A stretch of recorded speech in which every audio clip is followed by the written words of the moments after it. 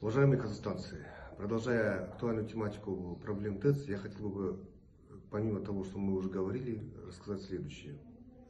Да, ТЭЦ у нас изношен на 70%, трубы подгнили. Сейчас почему в домах холодно? Потому что тепловики, энергетики не могут давать нужное давление. Но одной из важных причин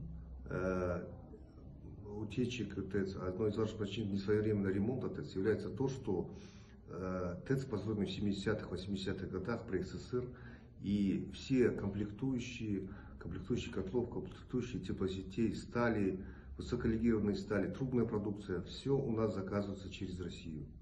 В связи с так называемым СВО, которое продолжается уже 2 года, да, в России получается ситуация, что заказы на запасные части, комплектующие для ТЭЦ, приходят в течение 120-150 дней. Вы представляете, 5 месяцев энергетики ждут комплектующие для своих ТЭЦ. Да? В связи с чем происходит ненадлежащее обслуживание ТЭЦ.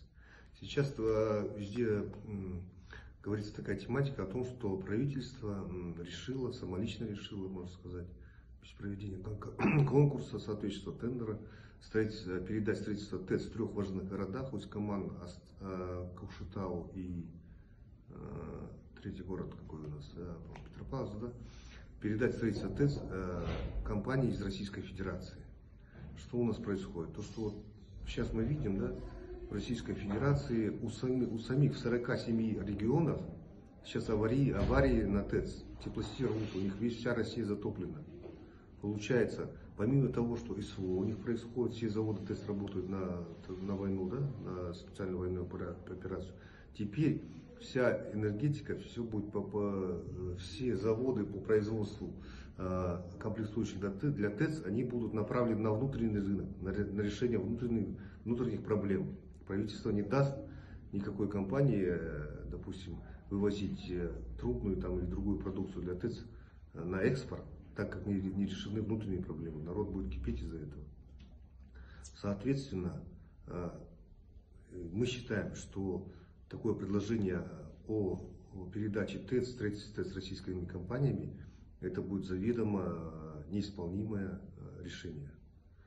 Также для нас, как для экологической партии Зеленых Байтак, очень немаловажно играет роль то, что российские компании предлагают устаревшие схемы, устаревшие технологии ТЭЦ. У них будут те же выбросы, которые сейчас на ТЭЦ. Это недопустимо, так как Казахстан идет к углеродонейтральности. Сейчас очень много компаний японских, китайских и других европейских, которые выпускают оборудование для ТЭЦ с минимальными выбросами. У них выбросы по оксидам азота и так далее в 5-6 раз ниже, по, допустим, золе в 60-70 раз ниже. Нам необходимо использовать, если мы уже будем строить ТЭЦ. ТЭЦ необходимо, ТЭЦ еще будет очень долгое время необходимо Казахстану, так как нужно тепло, нужна энергия.